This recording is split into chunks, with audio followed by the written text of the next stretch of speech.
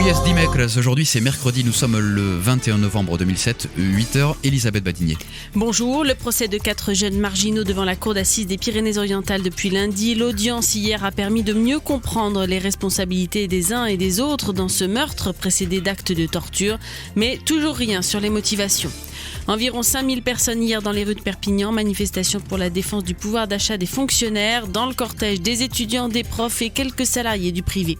La grève dans les transports entre aujourd'hui dans sa deuxième semaine, journée décisive puisque les négociations vont débuter à la SNCF et à la RATP. Les grévistes sont de moins en moins nombreux mais toujours largement majoritaires chez les conducteurs. Émission spéciale ce soir sur France Bleu Roussillon à l'occasion de l'inauguration dimanche du mur des disparus à Perpignan. Peut-on aujourd'hui parler sereinement de la présence française en Algérie? Football, Ukraine-France ce soir à Kiev. Les Bleus, déjà qualifiés pour l'Euro 2008, auront cependant à cœur de gagner pour justifier leur place dans cette compétition. Deuxième jour d'audience devant la cour d'assises des Pyrénées-Orientales hier et une succession de témoignages d'experts et d'enquêteurs qui donnent froid dans le dos. La violence, la cruauté, la barbarie et toujours autant d'interrogations sur ce qui a poussé ces 4 jeunes SDF à torturer ainsi un marginal de 67 ans. C'était en septembre 2004 à Perpignan. L'enfance difficile, l'alcool, le cannabis ne peuvent pas expliquer et encore moins justifier. Et les accusés eux-mêmes se montrent incapables d'éclairer la cour. Hier en revanche, on a compris un peu mieux quelles étaient les responsabilités des uns et des autres dans ce meurtre, Mathieu Jeanne. Pour l'un d'entre eux, la situation est claire. Cédric Gris reconnaît avoir frappé violemment et torturé la victime. Le deuxième prévenu pour meurtre tente de minimiser sa participation. Les 3 autres l'accusent pourtant d'avoir porté des coups violents, notamment avec des bouteilles en verre. Lui reconnaît juste avoir aidé à attacher le SDF, lui avoir versé du vin et du liquide vaisselle sur la tête. Mais pendant toute l'instruction, il a nié avoir porté des coups. Il est légèrement revenu sur ses déclarations hier. Il admet avoir peut-être jeté une canette ou 2, sans être même sûr d'avoir touché la victime. Reste le rôle des 2 complices qui comparaissent libres. Ils n'ont pas participé aux violences, ils étaient simples spectateurs et ont justifié leur non-intervention par la peur. Mais ils reconnaissent être allés chercher tous les 2 des vêtements propres à l'association Le Tremplin, à la demande de Cédric Gris. Ils les ont ensuite ramenés à l'auteur des coups, couverts de sang pour qu'ils puissent se changer. Le président insiste sur le fait qu'ils auraient pu en profiter pour alerter la police et ne jamais revenir sur les lieux du meurtre. Les 2 prévenus répondent avoir été pétrifiés par ce qu'ils avaient vu et ne pas avoir réalisé ce qu'ils faisaient. Le procès se poursuit jusqu'à demain soir devant la cour d'assises des Pyrénées-Orientales. La mobilisation des fonctionnaires hier pour la défense des salaires et contre les suppressions de postes. Ils étaient entre 4 et 10 000 dans les rues de Perpignan. Hier matin, reportage Romain Ozoui.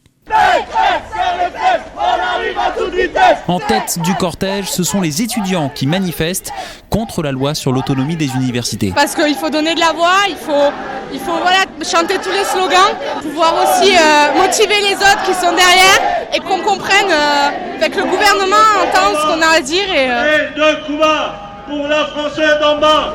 Ouais, pour le moment on est à 7000 mais on va lancer 10 000. Le secrétaire général de la CGT dans les PO, Thierry Labelle, jongle entre son porte-voix et son portable. Aujourd'hui à la CGT on propose d'autres, il faut une réforme, mais on propose d'autres sources de financement. Aujourd'hui, c'est encore aux salariés qu'on nous demande de faire l'effort. Non, ça suffit, il y en a assez. Un peu plus loin dans le cortège, Émilie, professeure des écoles à Perpignan, défile avec un drapeau de l'UNSA Éducation dans sa main. Moi, c'est ma 3e année d'enseignement, et malgré le fait que ça soit la 3e année, le lundi et le mardi, je suis sur une école, le jeudi sur une autre et le vendredi sur encore une autre. Donc ça fait 3 écoles en tout. Et économiquement parlant, ça veut dire que je suis encore obligée à 28 ans de faire appel à mes parents en attendant d'être remboursée. Donc ça écœure. Le long des boulevards, nombreux sont les badauds qui observent la manif. Qu'en pense-t-il ? Les avis divergent. Je regrette de ne pas pouvoir être avec eux parce que je suis de tout cœur et c'est parce que je suis handicapé que je ne peux pas. Parce qu'il y en a marre. Moi je suis anti-gréviste. Parce que c'est des nantis, ça, c'est des fonctionnaires. C'est les nantis qui sont dans la rue, les malheureux qui restent au bord. Voilà. À l'issue de la manifestation, une délégation syndicale a été reçue par le préfet. Hier matin aussi, une trentaine de douaniers ont bloqué la frontière au Pertus, empêchant le passage des camions pendant 1 heure. La grève qui se poursuit à la SNCF, avec seulement 3 TGV au départ de Perpignan aujourd'hui pour Paris et seulement 2 TER. Une grosse coupure d'électricité hier à Perpignan. Le centre-ville a été touché, de même que le secteur de la Porte d'Espagne. Le magasin Darty, par exemple, a été privé de courant pendant 5 heures. EDF restait hier injoignable pour apporter une explication. Voilà plus d'un an que le dossier fait polémique à Perpignan. L'ouverture d'un centre de documentation et de recherche sur la présence française en Algérie, avec également la construction d'un mur des disparus. Le centre n'ouvrira que l'an prochain. En revanche, le mur, lui, sera inauguré dimanche, couvent Sainte-Claire, quartier Saint-Mathieu. Une initiative de la mairie de Perpignan qui souhaite préserver la mémoire de la communauté pied-noir. Les opposants, eux, dénoncent une vision colonialiste de l'histoire. Ils auraient souhaité que ce centre prenne en compte tous les acteurs de la guerre d'Algérie. À France Bleu Roussillon, nous avons souhaité ouvrir le débat. Émission spéciale ce soir entre 18 et 19h. Mais auparavant, nous allons tenter de comprendre ce matin de quoi on parle. Le mur des disparus, qu'est-ce que c'est, Stéphanie Morat ?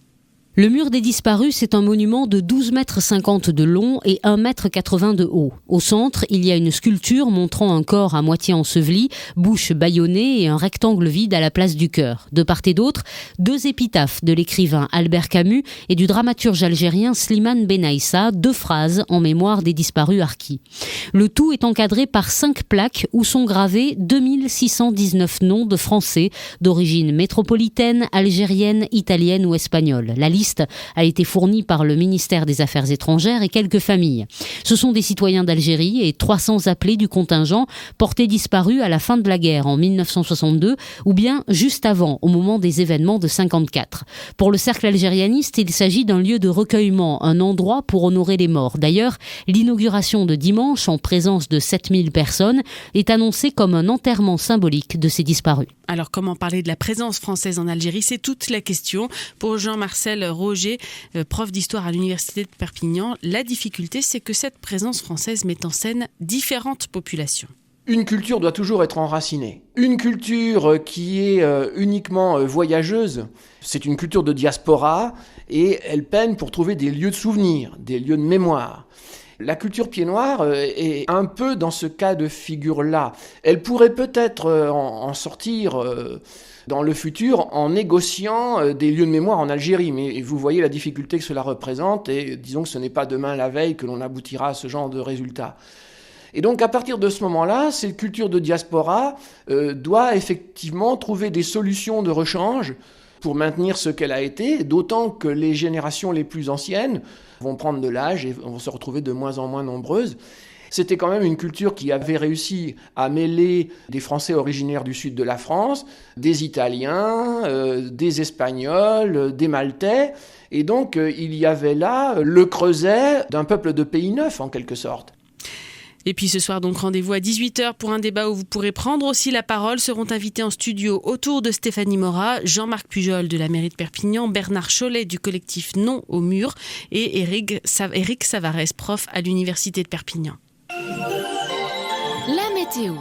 Coup d'œil sur le ciel, ce qu'on sait déjà, Estève, c'est qu'il fait chaud ce matin. Oui, la météo semble affolée. En début de semaine, on avait des 4-5 degrés au lever du jour. On dépasse les 13, 14, 15 parfois déjà ce matin. Cet après-midi, on atteint même les 20 degrés.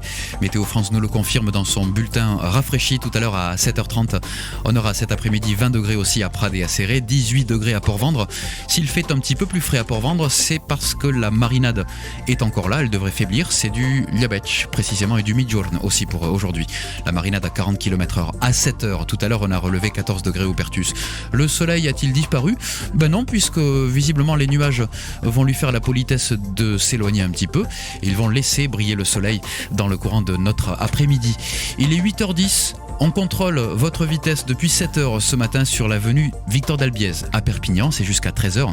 Cet après-midi, on contrôlera aussi votre vitesse autour de l'avenue Paul Alduy, tout près de l'université. Vos réactions à l'actualité ? En attendant le TGV.